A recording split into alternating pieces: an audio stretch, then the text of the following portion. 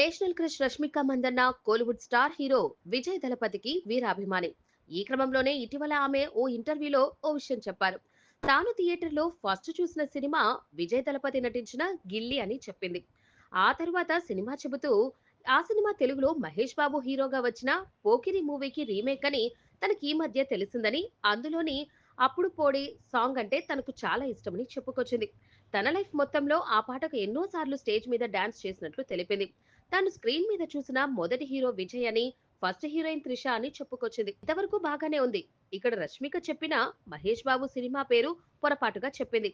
గిల్లీ cinema Mahesh నటించిన ఒక్కడు మూవీకి రీమేక్ గా తెరకెక్కించారు. కానీ రష్మిక పోకిరి రీమేక్ అని చెప్పడంతో ఆమెను సరదాగా ఆట పట్టిస్తూ ట్రోల్ చేస్తున్నారు నెటిజన్స్. తాజాగా అలాంటి ఓ పోస్ట్ కు రష్మిక తెలుగులో రిప్లై ఇచ్చింది. నిజంగా సారీ, నాకు వాళ్ళు నటించిన అన్ని సినిమాలు ఇష్టమే అంటూ ఫన్నీ ఎమోజీస్లను షేర్ చేసింది.